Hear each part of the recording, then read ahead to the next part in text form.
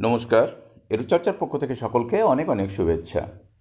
আমরা জানি যে আগামী 14ই ফেব্রুয়ারি মাননীয় শিক্ষামন্ত্রী পার্থ চট্টোপাধ্যায়ের আহ্বানে এসএসকে এমএসকে শিক্ষক সংগঠন, পার্শ্ব শিক্ষক সংগঠন সহ অন্যান্য শিক্ষার সঙ্গে যুক্ত সমস্ত চুক্তিভিত্তিক শিক্ষক কর্মীদের সংগঠনের আহ্বানে একটি বিশাল সমাবেশের আয়োজন করা হয়েছে। যেহেতু আগামী দিনে ভোট ঘোষণা হয়ে যেতে পারে, তার আগেই এই সমাবেশের আহ্বান। সেই সমাবেশে উপস্থিত হওয়ার জন্য এসএসকে এমএসকে ও এএস ঐক্যমঞ্চের রাজ্য সম্পাদক মাননীয় সিরাজুল ইসলাম সমস্ত শিক্ষক কর্মচারীদের প্রতি একটি আহ্বান জানিয়েছেন সেখানে উপস্থিত হওয়ার জন্য। তো সেই প্রসঙ্গে তিনি একটি লিখিত আবেদন জানিয়েছেন। সেই আবেদনটি কি সেটি এখন আমি আপনাদের সামনে পড়ে শোনাচ্ছি। আগামী 14-21 তারিখ রবিবার বেলা 12টার সময় রানী রাসমণি রোডে সারা রাজ্যের বঞ্চিত শিক্ষক শিক্ষিকাদের নিয়ে শিক্ষামন্ত্রীর ডাকে বিশাল সমাবেশের ডাক দেওয়া হয়েছে। লড়াই, আন্দোলন, অভিযান, ধর্ণা, অবস্থান ও অনশন অনেক হয়েছে, সেভাবে ফল কিছুই পাওয়া যায়নি। আগেও আমরা ডাক দিয়েছি কলকাতার রাজপথ অচল করে দিয়ে সরকারের দৃষ্টি আমাদের দিকে এনে আমাদের বঞ্চনার অবসান ঘটানোর। কিছুই লাভ হয়নি।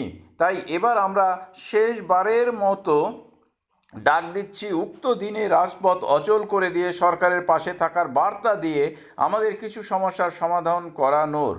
আমরা সরকারের কাছ থেকে নিশ্চিত হতে পারিনি কি সমস্যার সমাধান হবে, সেটাও সম্ভব নয়। তাই সমস্যার সমাধান নিশ্চিত হবে এই ভাবনা নিয়ে কেউ সমাবেশে আসবেন না। তবে এটুকু বলতে পারি, যেহেতু এখনও ভোটের দিন ঘোষণা হয়নি, তাই কিছু হলেও হতে পারে। শেষবারের মতো চেষ্টা করতে দোষ কোথায়? অনেকেই বলছেন যেহেতু বাজেট হয়ে গেছে, বিধানসভা শেষ, তাই এই সরকারের আর কিছুই করার নেই। তাদের বলবো, এখনও যারা দাবি আদায়ের জন্য অনশনে বসে আছেন, তাহলে তাদের দাবিও আর মেটার সম্ভাবনা নেই। তাহলে কি দীর্ঘদিন ধরে অনশন চলবে?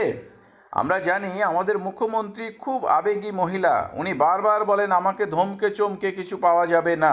তাই আমরা শেষ চেষ্টা করছি পাশে থাকার বার্তা দিয়ে কিছু আদায় করার। ওনারও মঞ্চে আসার সম্ভাবনা আছে। আমরা বর্তমানে এটাও দেখছি ওনার মুখের কথাই জিও হিসেবে মনে করা হয়। যদিও উনি কিছু ঘোষণা করেন সেটা পাওয়া যাবে আশা করি। তাই সারা রাজ্যের বঞ্চিত শিক্ষক শিক্ষিকা ও শিক্ষাকর্মীদের উক্ত দিনে দলমত ভুলে সকলকে এই উক্ত সমাবেশে উপস্থিত হওয়ার জন্য বিশেষভাবে অনুরোধ করছি। ধন্যবাদ। আনতে সিরাজুল ইসলাম, হাওড়া। তাহলে এই পর্যন্ত। ভালো থাকবেন, সুস্থ থাকবেন।